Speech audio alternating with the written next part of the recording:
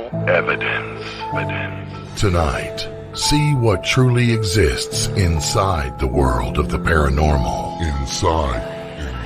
Join the discussion and review some of the best paranormal evidence captures from a wide variety of experienced and up-and-coming investigators. See and hear what they capture, where they captured it, and how they captured it. Right now on Entity Voices Paranormal Evidence.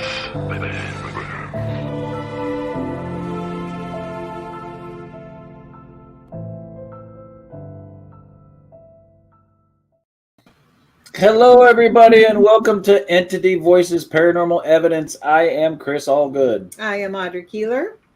I am Tony Rathman. And I am Cherie. We got an exciting show for you tonight, but before you guys notice, we are missing a couple people. Yeah. I know. So apparently, Ron and Lourdes did a 2-night Shanley Hotel investigation. They're Shanleyed out. They're Shanleyed out. They've got a paranormal hangover.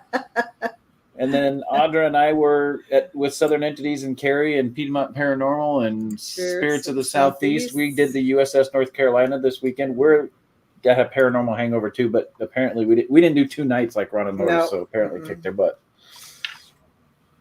2 nights paranormal hangover. Really? Yeah. Really, Ron Lourdes? You did 4 We did 4. with no sleep. No You sleep. did 4, and on the 4th night, you did a live show. Yeah, we did. Feeling I good know. either. Yeah, they're not feeling good So either. we gotta talk to the 2. I'm just kidding, guys. Hope you give me feel a better. We hope you feel better. Wish you guys were here. That is Hey, Carrie. Carrie. Carrie. Actually put it in there. Facebook comes up as Facebook user for some reason. We don't know I why. don't know. Weird. Aaron, hi Aaron. Yeah, Aaron. For everybody watching, Aaron will be on next week. I know. Very Anthony cool. Simonelli. Yeah, we're gonna put a nice little spin on next week's show. I'll make sure I put it in the promo so you guys know what's coming. There's Anthony. How you doing? How you doing? So tonight, guys, we got a special show. For those of you that don't know her, you're not paying attention. We have Miss Julie Griffin. Miss Julie Griffin is a paranormal photographer and an investigator, and she is phenomenal if you guys have never met her. Pictures are awesome. Her pictures are awesome, and not only that, she is just as awesome. Everybody say hello to Julie. Hi, Hello, Julie. Julie. Hello, everybody. Welcome. Yes, we had Thank you Julie. so much. You're very welcome. We had Julie on, probably getting close to a year. Last think November. Yeah. Yeah. So, 9 months, 10 months. We were on a different network at that time. So people on the UNX network are going to get a real treat tonight. Yes. Last time, Julie just displayed some amazing photos. So if you like photographic captures, you're going to enjoy this show tonight because Julie does, like Chris said, just a fantastic job of capturing things that are just eye-opening and phenomenal. Welcome back, Julie. Yes, welcome back. To our new podcast. Our new A station. new and old. A new station, yes. New station, old podcast. Same Yeah. podcast, not old. There's Aaron. Julie, yay. And Carrie. And Yay, Carrie. yay. We got to spend some time with Julie when we investigated Tala. Julie was with us. We didn't get to spend a whole lot of time with her No. because everybody was doing their thing and doing the investigation, but Julie was there with us. It was fantastic. And we'll get to see her next month at Gettysburg. Or this month. This month at Gettysburg. Yeah. Few weeks. Yes, I will Yep. be down You at guys are Gettysburg bash. very So it'll be great to see everybody and just chat with everybody and talk about photos. And, I'm always happy to look at what other people get and, give them my 2 cents on stuff and talk about what I do. And it's going to be a lot of fun. It's Yeah, going yeah. to be a blast. Julie, what does your license plate say? It says ghostly. Yeah. It's 7 digits in Connecticut. So it's like, I had to do it. So, yeah. I remember talking to you about that at Tala because you travel alone. I was like, Yeah. you are a great girl.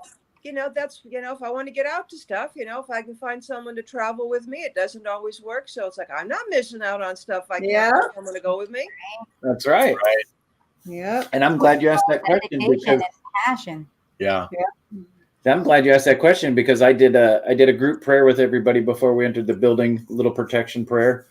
And then I knew everybody'd be leaving at different times. So I went out and blessed all the vehicles so nobody took anything with them. And I didn't know who that vehicle belonged to. So now I know it was Julie. All right. That's fantastic. So Julie, why don't you tell everybody watching what got you started in the paranormal and started taking pictures of it? All righty.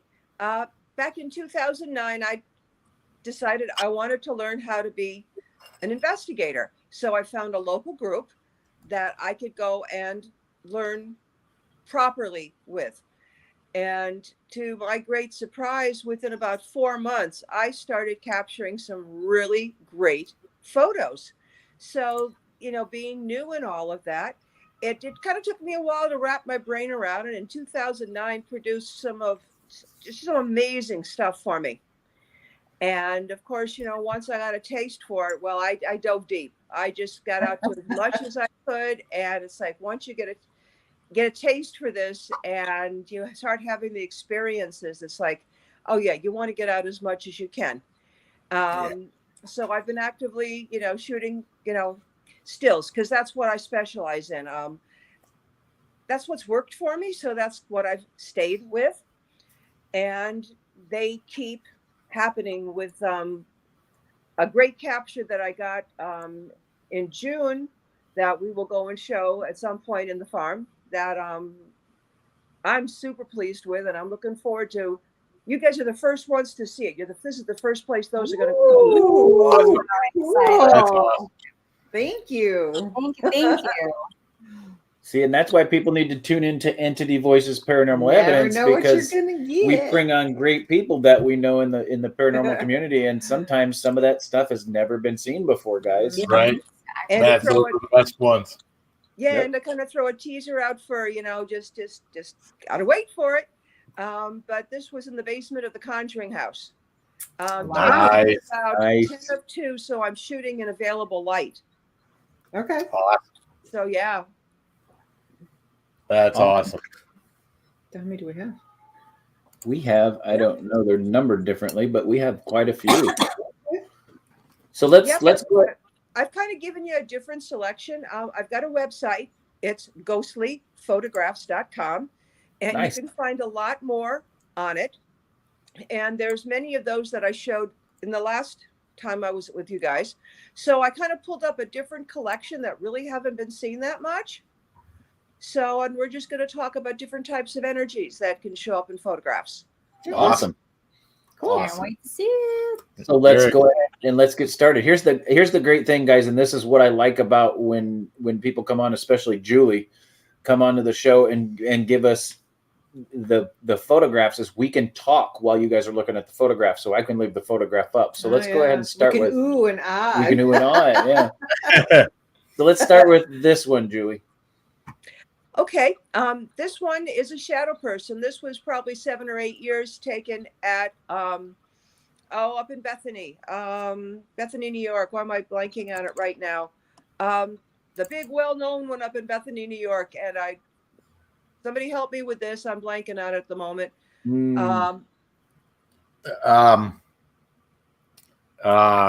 Hinsdale? No, that's not Bethany. No. Well, we'll figure it out. But this was just me walking down the third floor, and I'm just shooting in random rooms, and completely dark room, and I'm using a flash, and this is my one good shadow person capture, because I've also given you one that's a bit more of a zoom in, and if anybody had been in the room with me, you wouldn't see the shadow only on the wall. It would be in front of this stove. Right. So the fact that I caught this, using a flash, I don't use a flash unless I need to. I try to not do it as much as possible, but there are times when you need it and you can still get a good capture.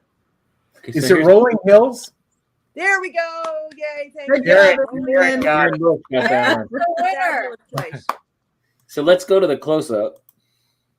Yep, I Wow. enhanced it a little bit, Wow. made it a little bit darker, but you can see that that is simply on the wall. Right. Yeah, it is. Yeah, Yeah. and The shadow's casting and for a anybody that shadow. wasn't paying attention, Julie is the only person in the room, and she's behind the flash. Yeah, So you're not going to get a casted shadow from Julie on the wall. yeah, I'm Wow. basically standing in the doorway.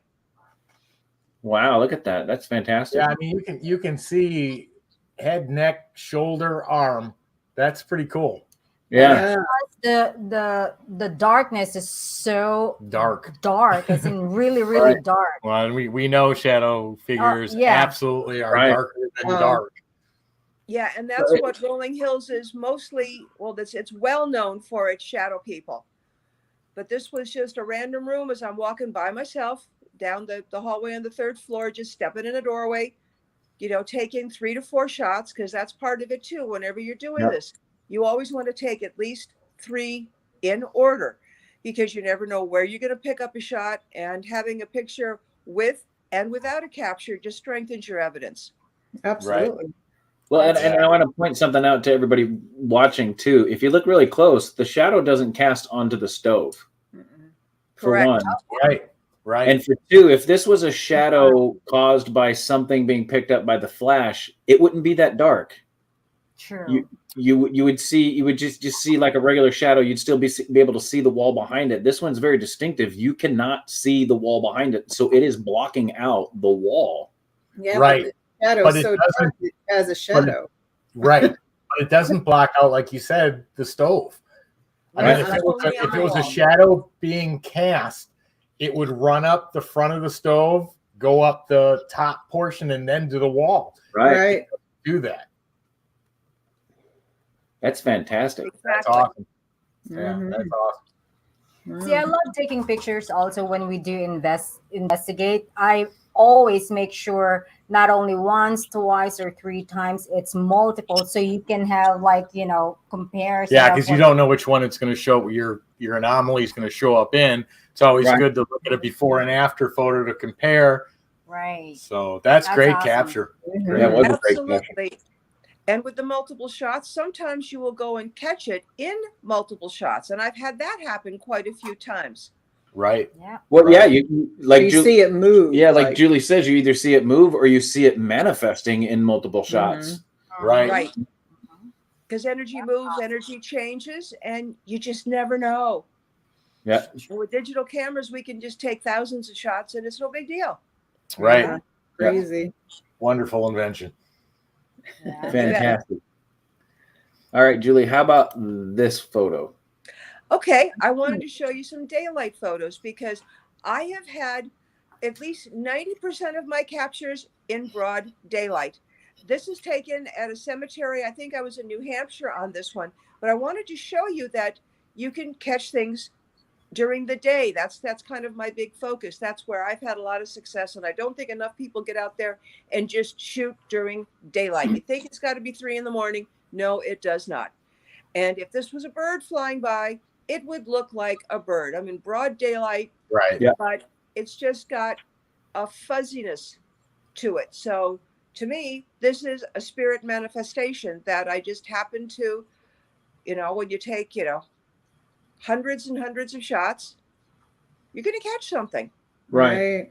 Well, and to Julie's point, it's when you look at pictures like this and you're analyzing evidence, guys, everybody watching, you need to pay really close attention to the resolution. If you look below and look at the headstones, Clear. they're perfectly clear.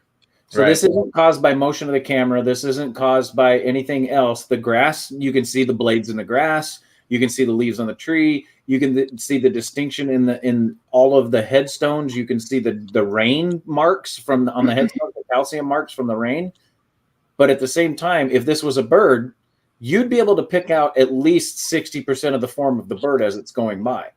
Correct. Right. And there's no hard form there. No, none at all. Yet you can see the movement that was captured in the photo.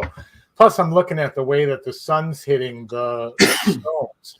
So the sun is obviously off to her right, Right. shining down on the stones, because the shadow on that one tall one on the left is going to the left. The shadow's going to the left. Correct. So the sun wouldn't be in the lens. I mean, she's aimed. I mean, the sun would be up here, Right? And she's aiming this way. So that's not lens flare either. No, it's not lens flare. It's not light distortion. And it's not motion distortion either because of everything in the background. And there's a second photo. Yep, this is another cemetery on a different day. This one was in Connecticut. And what I thought was interesting with putting both of these up is that they're similar looking, this energy manifestation, and the height above the headstones. Right, I was just going to say that. I'm like, they're right above a headstone. Yeah. Yeah, and I don't see any light affecting the stones or the trees, which absolutely rules out any type of lens flare or reflection. Right. Awesome. And this photo actually has the same details as the last photo. You got the headstone is perfectly clear. Right. The trees in the background are perfectly clear. The leaves in the background are perfectly clear.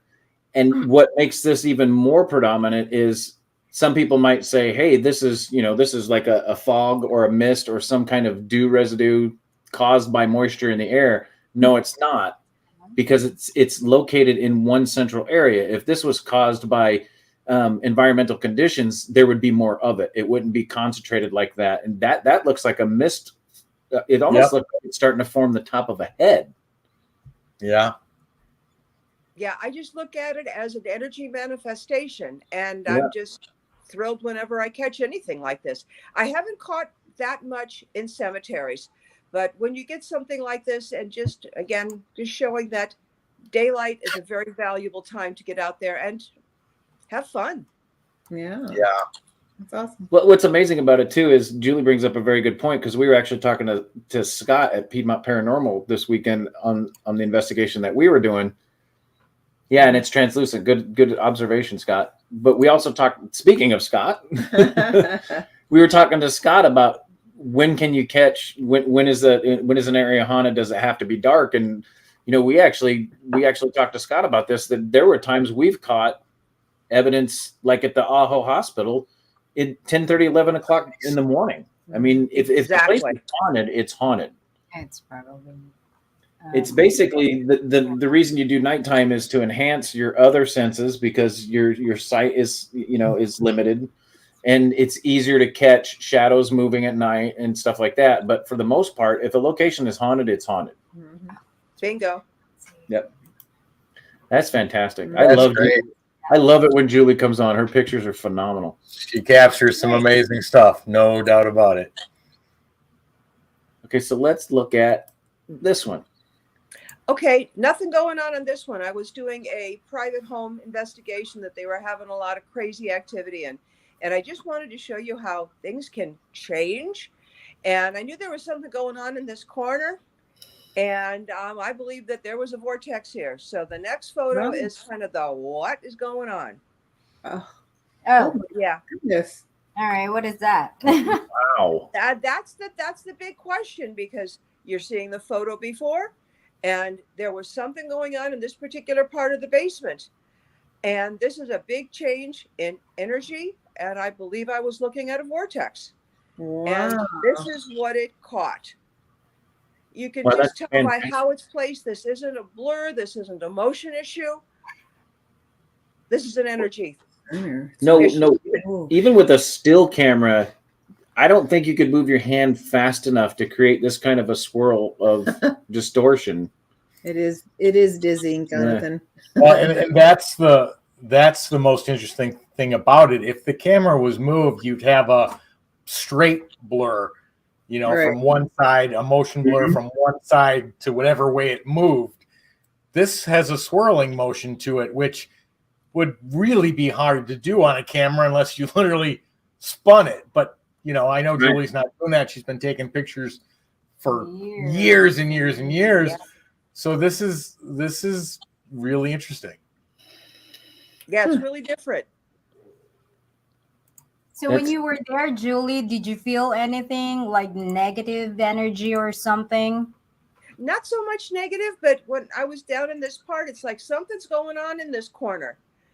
And the people that I was there, they were selling the house because this woman's adult sons had been living in the house, and there was so much activity that it was freaking them out, and they couldn't even handle what was going on. So I came in to go and take a look at it, and kind of came up with an idea what was going on, and with the previous owner that was, and what he was upset about and everything else. So everything quieted down. A lot of it is, when spirits, they're just people. That's been my experience. Yeah. And they get upset.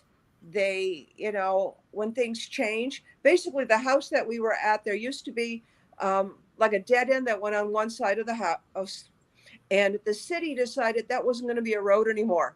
So all of a sudden, what had been the road that his front door was on went away. And where the road now went was more like a side door, a side porch type of thing. Wow. And just looking at the lay of the property, it's like, what changed here? So they're telling me, and he'd just been very upset about the city coming in and changing everything like that. And, he had passed, he was deceased, and kind of a funny spin on this one. And this one I've never told the homeowner about, but some of the dumb, stupid things that can happen is after I finished up there, I'd driven by a cemetery that had these angels with trumpets. And I thought, oh, this is really cool. I want to go and just check this out on my way home. Well, I ended up in a different cemetery. I'm in the back. And as I turned a corner, I still don't know how I managed to do this, but I managed to catch a tire on a small headstone that had a broken corner. And I tore the whole sidewall off the tire. So here I am sitting in the back of a cemetery waiting for AAA to come. Wow. I have now got flat. Wow. Yep. And nasty lesson learned. It's like, if you got all-wheel drive, you got to replace all 4 tires, not just 4. So the homeowner doesn't know about that happening, and you're really short of a couple of friends. I haven't told anybody. I took a picture of that headstone, and it's like, how did I manage to go that far off? Now, I had a great experience waiting because I'm also a psychic medium. That's developed starting in 2011 and went public in 2018. And that's kind of another layer of the story.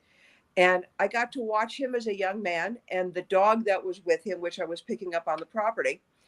And it was like, okay, somebody knows my story. Somebody knows why I was upset. And if I hadn't have managed to destroy my tire and spend, probably close to an hour waiting in the back of a cemetery for them to change my tire, I wouldn't have had that experience. So you never know what caused it.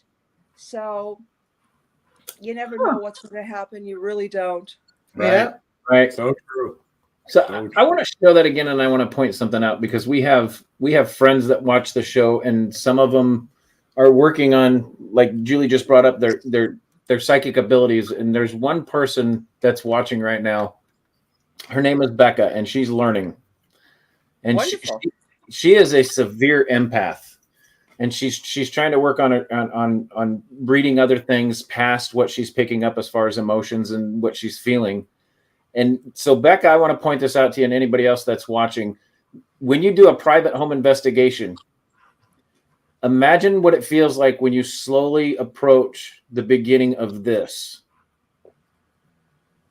And I'm going to make a bold statement here. I'm going to let you know that this is what a doorway feels like when you find it in somebody's home. If you can imagine what that feels like standing on the edge of this picture.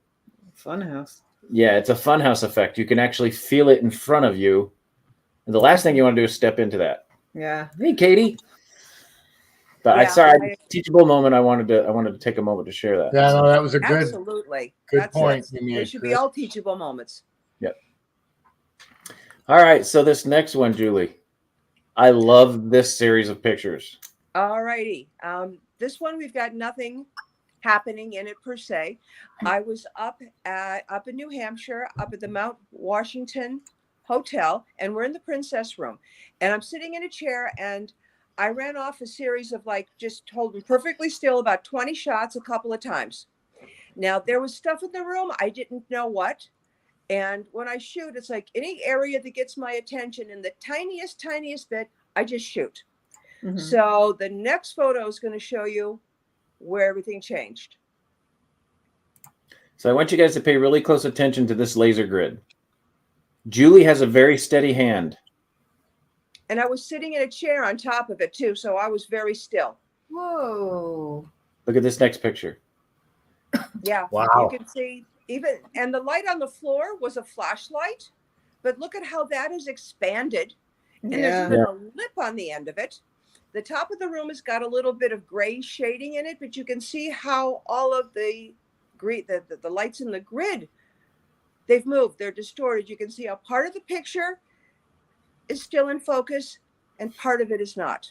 Right. Mm-hmm. So if you look at the post on the fireplace, you can still pick out the details of the old 1800 post right there going up to the mantle. You can still pick out, you know, the edging on the flowers up at the top. You can still pick out the ridges in the column. You can still pick out the straight lines in the radiator underneath the window. The curtains are not moving. Correct. Right. Right. But some That's sort of- so weird. Yeah, some sort of energy has passed through this. And what pulls this picture away from others as motion distortion is not only the things in the background that haven't changed, but it's not camera movement like Scott's saying, because if you pay really close attention, the lights and the lasers not only come one direction, but they turn and go back. Mm-hmm. Yeah, they swirl. But like Scott said, look at the dots at the upper towards the ceiling. Right. They're not blurred. And Yeah, also, Movement of the camera would have blurred them all consistently. Yes. Yep. Those top ones aren't. Mm-hmm. No. And if you look at the white lights towards the bottom, that looks like a blanket. It curls up and heads back in the same direction. Yeah, I love Right. that part of the shot. That, I mean, how does that happen, you know? Yeah. That's cool. Yeah. Yep. Scott's got good job, Scott. Yeah. Yeah. It's a detailed room. And what's more fantastic about it is when you look at the areas that are moving, the lights dragging out and changing back, like especially in the white, look through it. Look at the detail in the carpet. Yeah, I can still see it. The carpet's not moved at all. There's no distortion in the carpet whatsoever below the lights that are moving. So this is some sort of energy that has passed through and is moving back. Mm-hmm. Yeah. yeah. Yeah, there's another one. Here we go. Oh, wow. Now this Same is details. a little bit later on, because I've got in there the shot that was previous where nothing had happened, but you can see how the back of the room, you've got a lot more of that gray fogging. Mm-hmm. And again, the change in the green grid pattern and just how the, on the bottom, you've got the white, you've got the green, there's just lights that have just moved. Again, some energy has affected it. Right. And something was in the room with us, obviously. Yeah. Definitely, yeah. That's cool. Yeah, that is very cool. So neat. Is there one more that goes with that? There was the shot prior to it that has, there we go. Yeah. So there's your shot prior that There's like a 1, 2, 3, 4. nothing Yeah, has there's happened no yet. there's no Yeah. So let's No. go back and forth. See the Yeah. details in the carpet, the details in the wall, the curtains aren't moved, the details on the woodwork above the windows hasn't changed at all.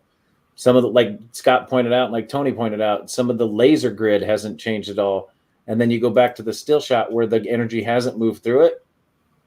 That's a flashlight on the floor causing that white blanket-like appearance. Because it's dragging all Yes. the energy. It's dragging all the light and the energy that's in that one specific Yeah. area. That's fantastic catch. So cool. Yeah, that's really cool. And I don't care what scientist looks at this. There's no explanation for that at all. There's no explanation of the differences. So Exactly. Julie, Scott's asking, what was the time difference between the photos? Just a few minutes, because I had quite a few in between that had nothing on it. But, I like to include the one before that nothing happened. But I was probably sitting there shooting for maybe 5 minutes. I just was popping off like 20 shots in a row. a couple of times. And this is the princess room, which tends to have a lot of activity. And it was a little later in the evening. And so I had a nice clear shot where everybody's out of the picture. I try to keep people out of the shot if at all possible.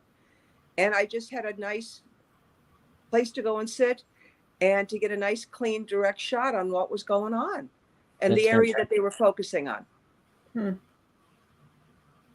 So one of our viewers is asking, Julie, did you notice anything during the series of photos? Did you notice a change in the room? Did you notice anything was happening at all, or was everything was just normal as you were snapping? I noticed nothing. I again, it's or I've got an instinct, I've got a feeling, and I just go with it. You know, that little bit of instinct that I like that area. You know, I compare it to when you walk in the room and your cat or your dog is just sitting there staring at the wall, and it's like, okay, something's going on. You got no idea. So that's kind of it. It's just, you just don't think about it. You got to throw logic out. It's like, okay, I got a feeling. Let me do it. And and I don't, and it's rare for me to even notice because I'm going shot after shot. They're all single shots. I'm shooting them, you know, one at a time as quickly as the camera will allow me. I don't work with bursts. Again, what I'm doing has been working for me. So I've just been staying that. Some people like bursts. You know, you learn what works for you. Right. So true. So true. Yeah. Well, and for what Julie's pointing out, so she's basically snapping photos as fast as her finger in the camera will allow her to snap. Correct. So you can't get some kind of a distortion from doing, say, like on an iPhone or an Android where it lets you do a series of bursts where it'll take 30 pictures as fast as it possibly can, which is way faster what your finger can do. This is Julie doing it a steady flow with her finger. So there's nothing equipment wise that could cause this type of distortion, let alone cause a distortion that singles out only certain areas of light and not the rest of the room. Yeah. So you're getting less than a second between shots. You know, like you said, it's as quickly as the camera will allow me to take the next picture. And I just focus on an area. And I did a little something different here, and well, it worked out for me. That's fantastic. Is this a digital camera or a cell phone? Oh, it's with a digital camera. I've got what I call a higher end digital camera, and I set it on automatic everything. Right. And I let the camera do the thinking. It's also got a really nice built-in zoom, and I take advantage of that depending on my location and what I'm doing and what I'm trying to capture. Right. But it's about just getting out there and taking a lot of photos. I've seen good captures on phones. I recommend that you go and use a real digital camera, given the choice. Right. Yeah. But use what you've got. Use your tools. You don't need to go and drop, you know, a lot of money on this to go and do it. You know, it's like a $300 camera. And I really like it. And you know. Yeah, because I know all cell phone right now, when there's like multiple shots, like you just one press, it gives you a lot of multiple shutter. DSLR and SLR cameras will do that as well. Yeah, well, and this is just, it's like I said, it's what I call a higher end point and shoot. It's not an SLR. It's just it still works. Yeah. Yeah, well, it's working for you. That's all that matters. Yeah. It's not complicated. I can play with the settings if I wish. It's got that built in, but my experience has been just put it on automatic everything and let the camera think. Sure. Yep. Right. Yep. So I don't have to. Yeah. Well, and Tony brings up a good fact. It's specifically, you know, Julie, as a person herself in the paranormal community, brings up a very good point. It's also a teachable moment. So we've got people that go out and they want to start investigating, and they go out and they buy thousands of dollars worth of crap, right? And then they go out to these investigations and they spend so much time focused on their equipment. Right. The best thing to do is when you're investigating is figure out your Niche. your specific. I mean, if it means, hey, I feel something, I'm going to snap a photo like Julie does where she catches this phenomenal stuff. That's great. And then, but the point I'm trying to make is that's what Julie sticks with. It's this is my niche. I'm catching good stuff. I know I just get a feeling I'm going to snap a photo. You get so many investigators out there that are new that just go out and they just spend a crap ton of money. Well, that's a way to figure out what works for you. Well, it's a way to figure out what works for you, but it's also a way to figure out how to go broke too. Yeah. This is an expensive hobby. We all know that. So my suggestion to new investigators out there that might be watching right now is start small. Start with a digital recorder. Start with a camera. Start with everything works, right? Start with a high definition IR camera and see what works for you and see and if that's not working, try something different. Try photos like Julie has. You're gonna find your niche, and when you find your niche, that's when the stuff starts popping. Yeah, absolutely. And you know what? And sometimes it's your gut feeling, because there's a lot of people out there that might be sensitive, don't even realize it till they start doing investigations.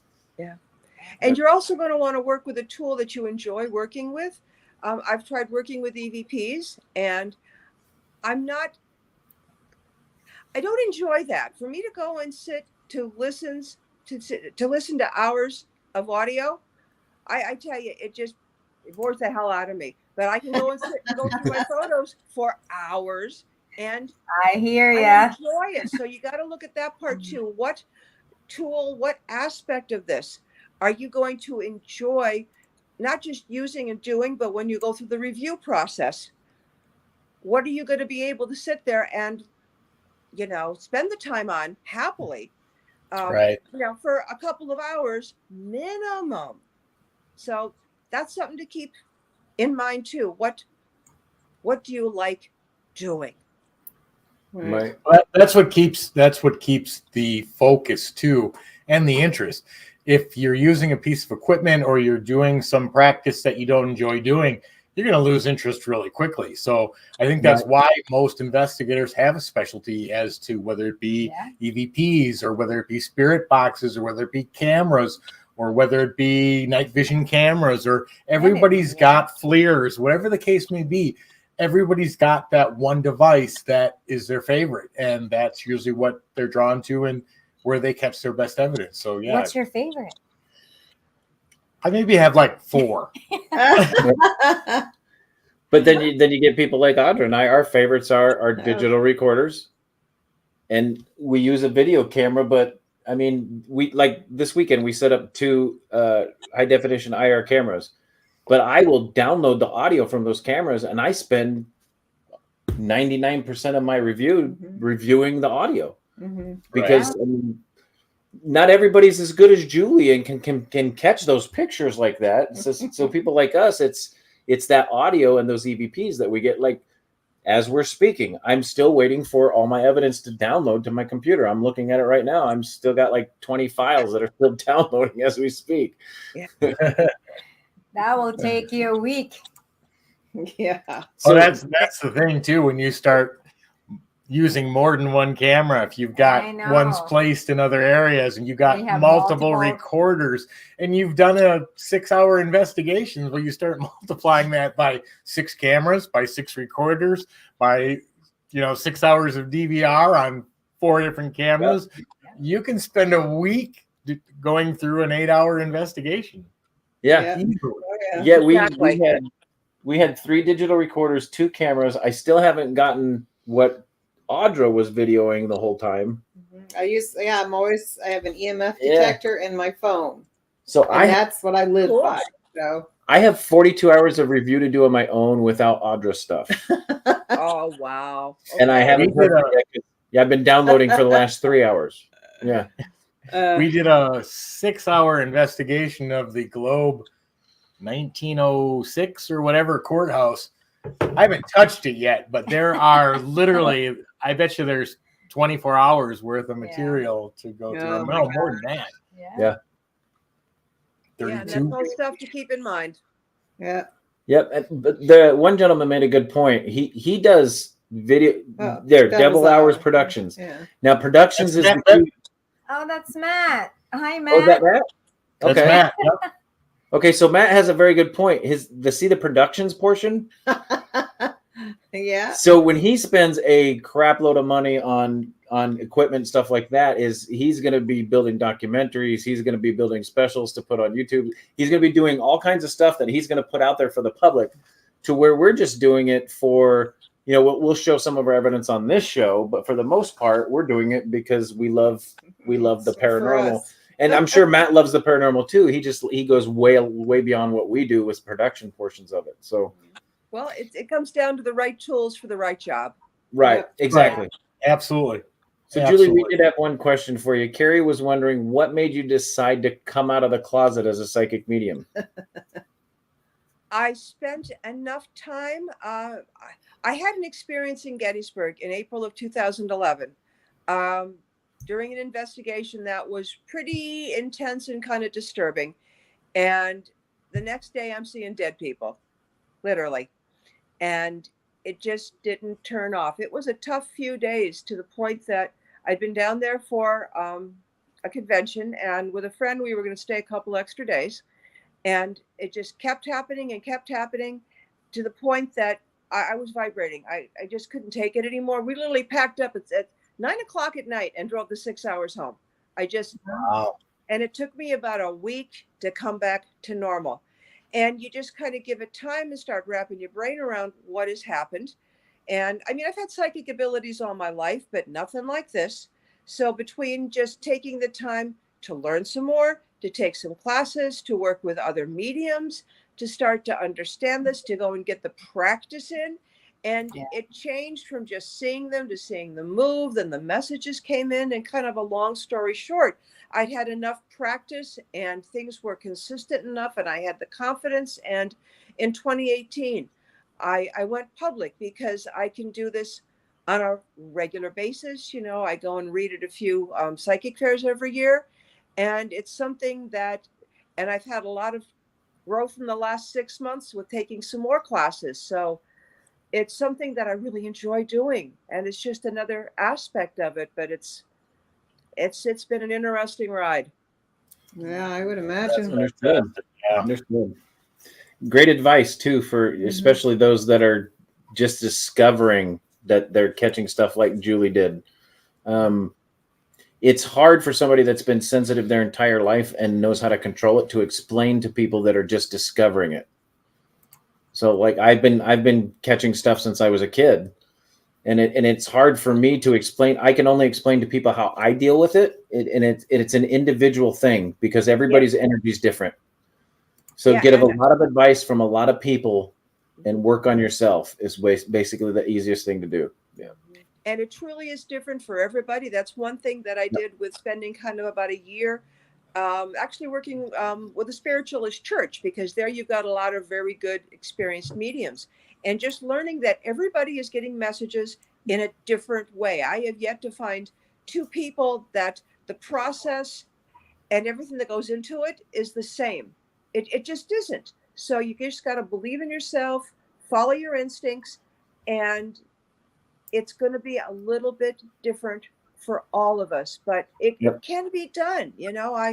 I kind of think of myself, I'm a late bloomer, but that means I've got more blossoms yet to bloom. So that's right. my attitude on all of this. And I just keep enjoying watching, something new pop up every so often. And I would say the greatest advice that anybody ever gave me was that, and this was Nora down in Tombstone. It's nobody ever has all the answers. Bingo. Right. Once you realize that, then you can focus on you, because nobody could ever answer everybody that like you need to do it this right. way. Yeah.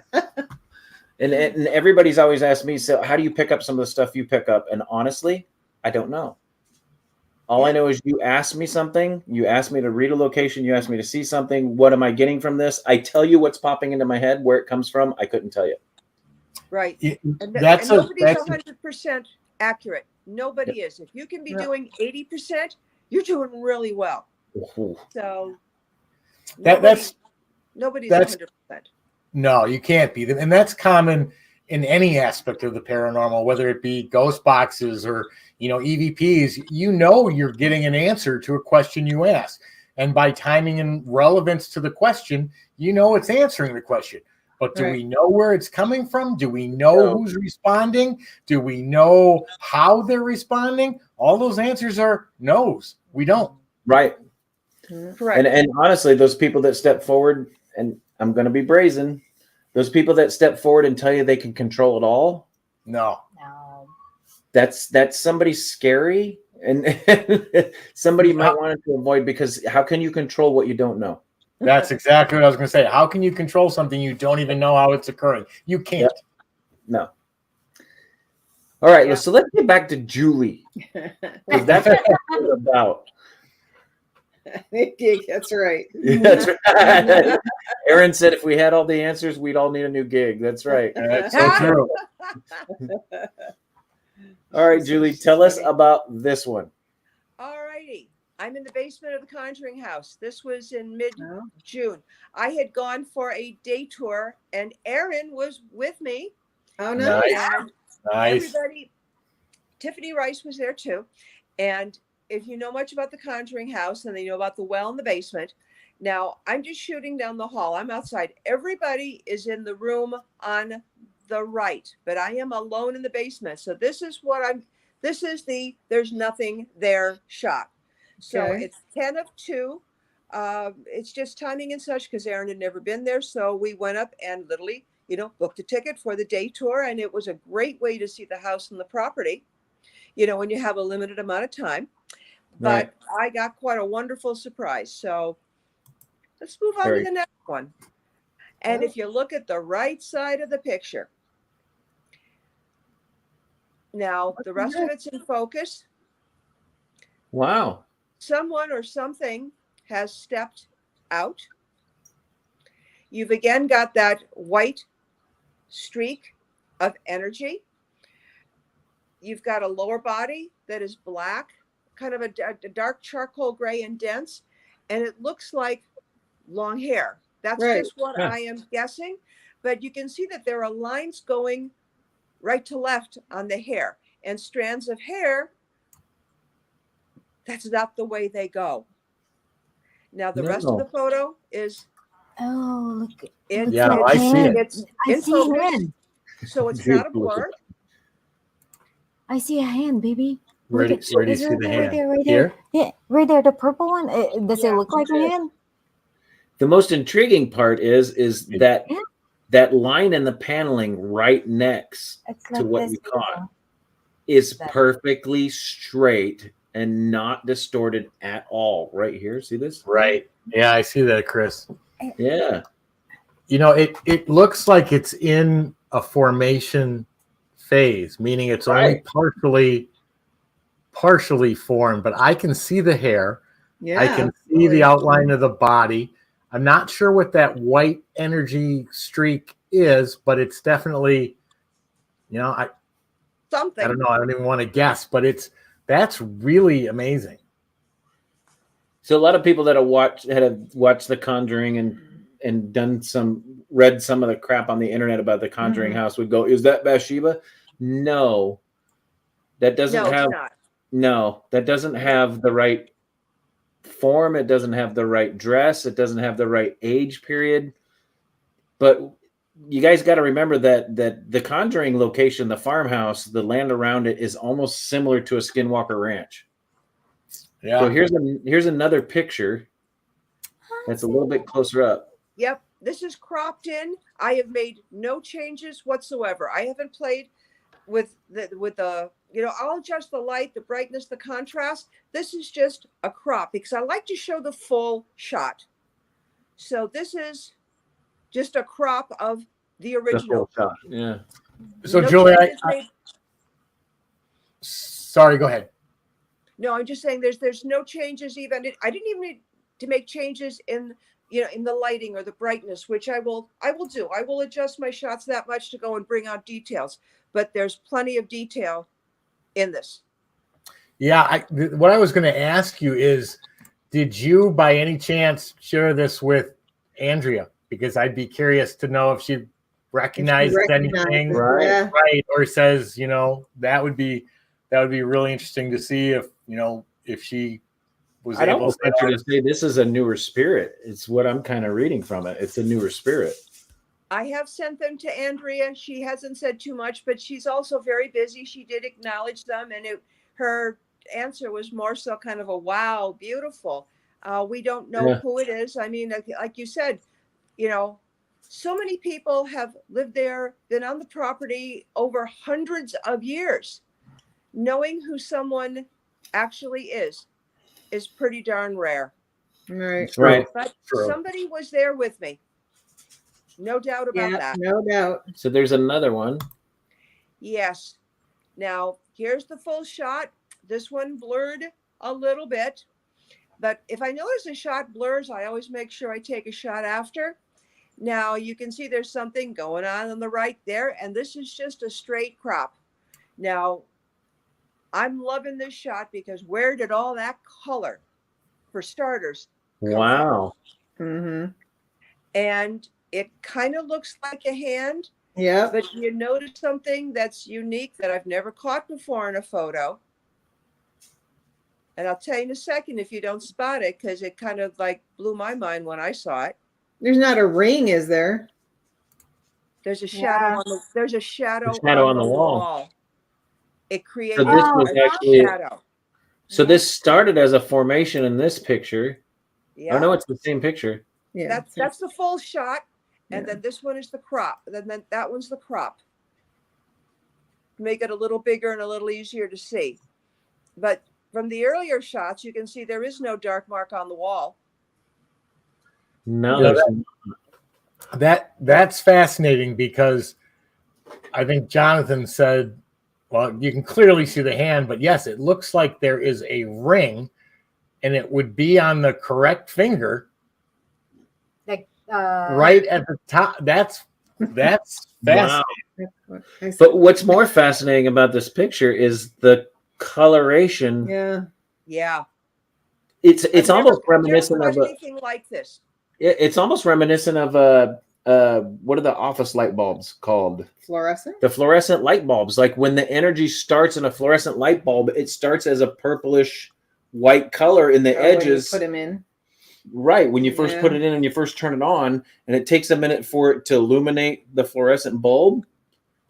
It's almost like it's forming the energy to make the solid hand behind it. And these two captures were back to back. And I also Wow. sent you a shot of the one after it Oh. where there's nothing there. And that also shows you that there is not a dark spot on the wall, that you can see that I believe the hand is actually casting a shadow. So I'm loving having some people that know their stuff, really looking deep into these and really analyzing them. And I have put two and two together that there's could be a ring on that hand. I only caught these in was mid to later June. They're new and very few people. A couple of friends have seen the photos. Obviously, I shared them with Andrea and with Aaron. And this is the first time I've been public with them. So here's something really interesting, and you guys have been seeing me flip back and forth, and I apologize for that, but look at this one, which is before it's cropped. Look at the stool or the table in the center of the room down towards the edge. I'm glad you saw that. I wondered about it too. You look how it has a tilt to it.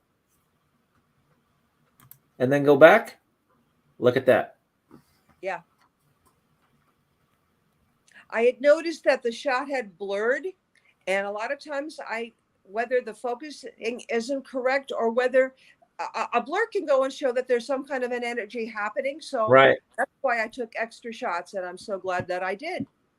Because I don't look at the photos as they happen. You know, I want to, as I put it, I want to stay hungry. I want to keep shooting and keep shooting. I don't want to look for a capture yet Right, until I'm but done.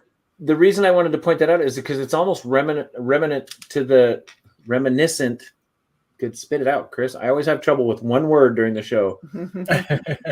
To the energy to this one. Now let's go back to this one. And then let's look at this one. Yeah. Now look something's really happening. close at this one. So you've got that table in the middle of the room. Yeah. You get the table in the middle of the room that's leaning to the right. You got the motion and the energy of what appears to be what might be a manifesting hand over here to the right. Look at the shelves along the paneled wall. Their energy is shifting to the left.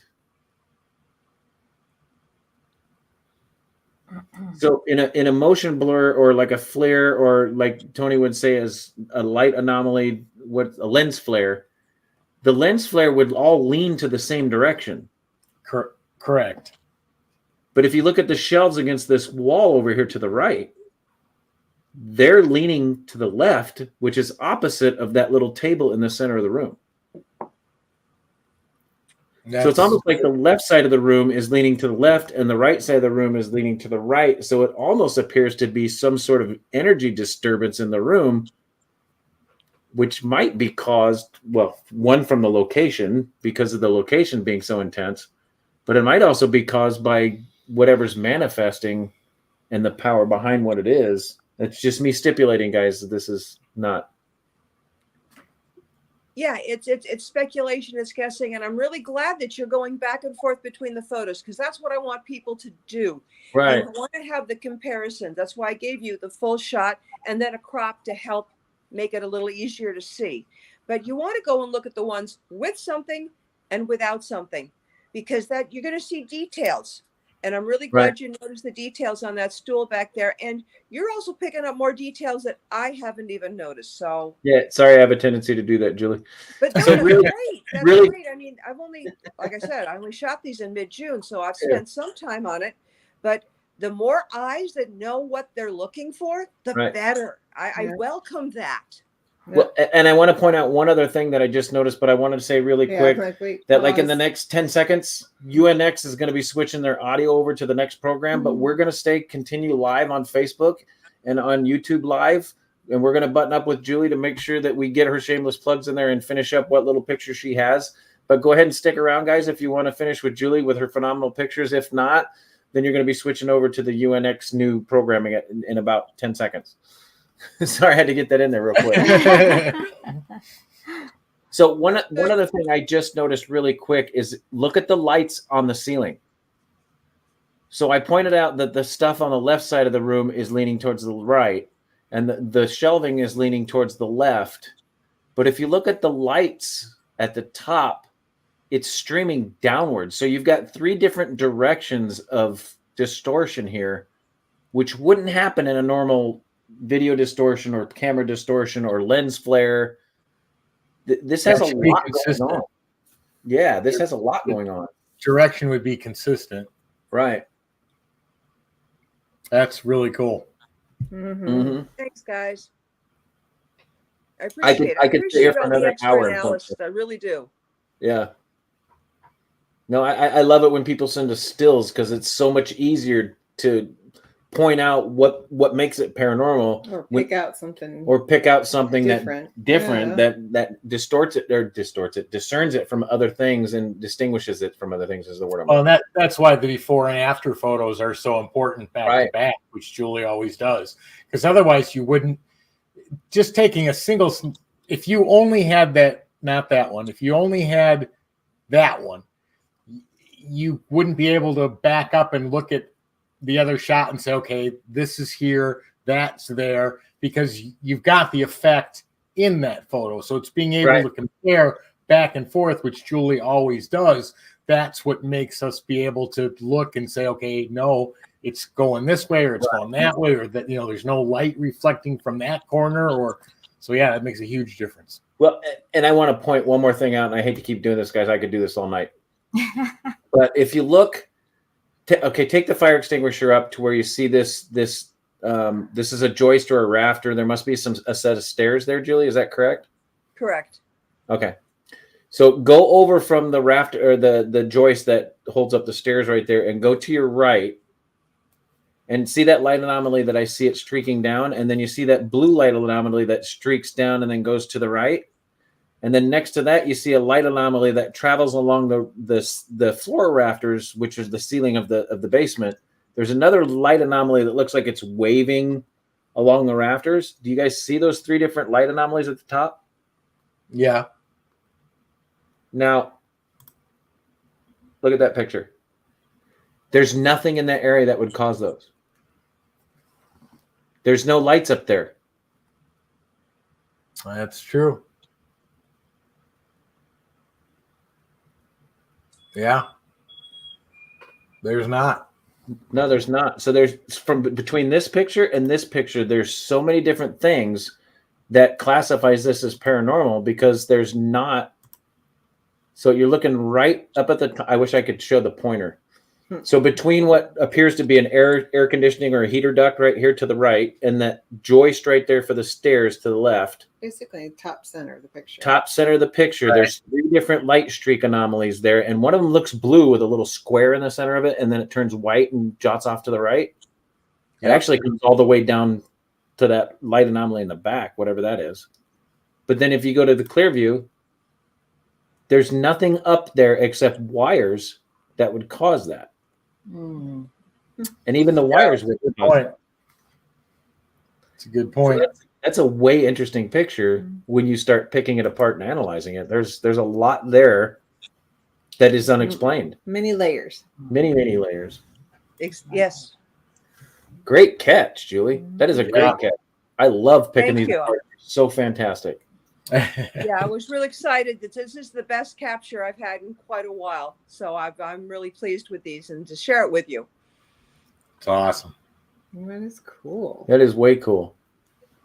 And that again is the Conjuring house. That is the basement. Never of the That is apartment. down in the basement. I've been shooting there for years, and I've never. This is my first, what I would say, really great capture. It takes a lot of time and a lot of practice. Just because a place has got a big reputation for being haunted, doesn't mean you're going to get stuff. I've been fortunate enough to go there for probably 10 years on and off, and this is the first time I really nailed a capture. That's awesome. Phenomenal. That's awesome. And the best part about Julie is she gives you that picture, which gives you something to judge it against. Yeah. Because looking at that, a lot of people can say that's just distortion in the camera, but when you compare it to this picture, there's a lot of things there that don't make sense. Right. That just don't add up. It strengthens your evidence. Yes, It does. Yeah. it does. It absolutely does. So awesome. So Julie, tell us about that picture. Okay, that is my book, Ghostly Photographs. And you can go on my website, which is ghostlyphotographs.com. That cover is a shot that I caught up in Methuen, Massachusetts, and that's just one of a couple of shots. And you can see many of these on my website. I've got a chapter from my book, but I went with new photos here. That it's been, a few years, and I think it's time for me to go and come out with a second edition. And that's, I'm going to see if I can pull that goal off maybe by the end of next year, because I've got new stuff to put out there. And I never imagined writing a book in my life. So Right. Yeah. I think it's time to do it again. Start working on Very it. cool. That's awesome. So more shameless plugs time, Julie. Where are you going to be at? Where can people find you? Can people reach out to you for advice? Can people show you stuff? Where can you be found? Okay. Yes. Again, you can go and contact me through my website, ghostlyphotographs.com. I'm going to be down at the Battlefield Bash in Gettysburg, all 3 days. So I am always happy to go and look at anybody's photos and give them my honest opinion, whether you've caught something, or explain that, no, that's a death orb. That's not your late Uncle Charlie, You got to be honest with people about stuff, Right. And explain why you feel that way. And they're going to leave with their own opinion, and that's fair too. So for anything traveling, I'm hoping to make it up to the Ocean State Paracon, which would be in about 10 days up in Rhode Island. Oh, wow. And Nice. and then you've got the Gettysburg Battlefield Bash the weekend after. So that's what I've got in the plans right now. And come the end of September, I'm going to be on the USS Salem when they go to the big National Ghost Hunting Night. So I'm going to be involved with that group. Oh, Nice. Feel free to reach out to me. I'm always happy to discuss what I do and share what I do. I share my techniques and everything because I'd love to see 100 people out there doing what I'm doing. Yeah, That's It's fantastic. for everybody. Yep. that is fantastic. And for everybody watching and anybody that knows me and Audra very well, we will tell you straight up that in the world of paranormal, there's no professionals, there's no experts. But when you come to paranormal photography, the closest thing you're going to get to a professional and expert is this lady right here, Julie. she knows her stuff and she knows what she's doing. And if you have thin skin and can't take criticism, you're in the wrong community. Because we get beat up all the time. So Yeah. That's true. You're absolutely right. There are no experts. I think of myself, I specialize in this. It's what I know best. But that's all. There are no experts. There are no absolutes, but you can go and have something that you spend a lot of time and you just say, this is what I specialize in it. And that's how I approach it. It's what I know best. It's what I do. Yep. Perfectly said.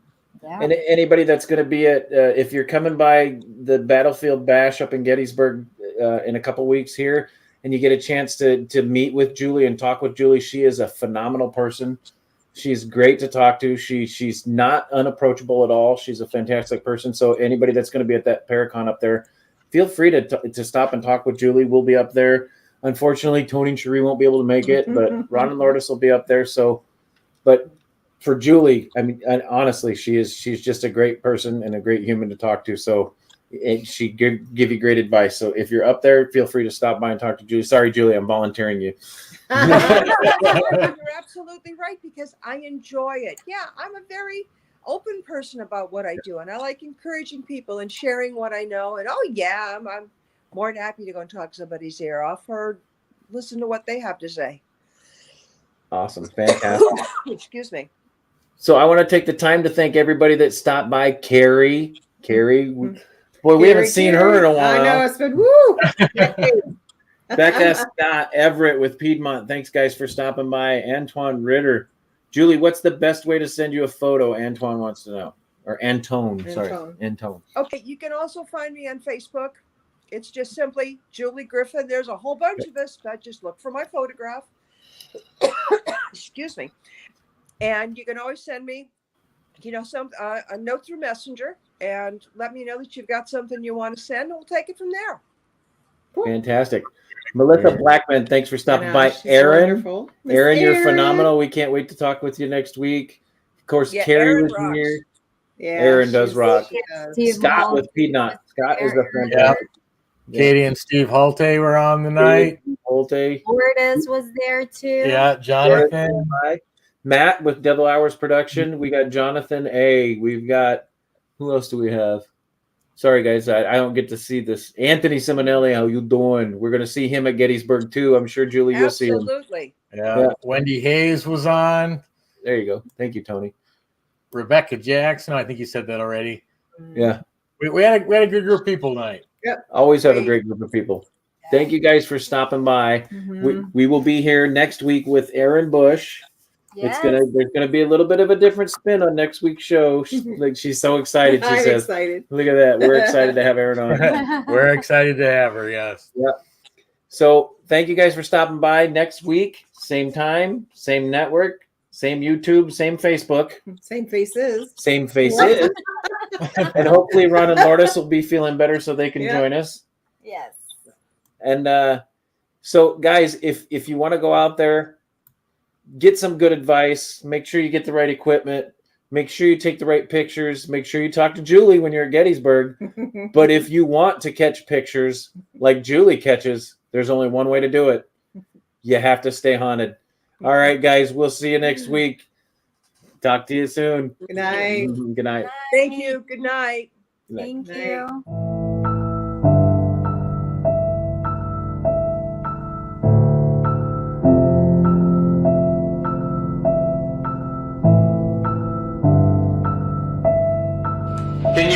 Can you give me a name? What's your name?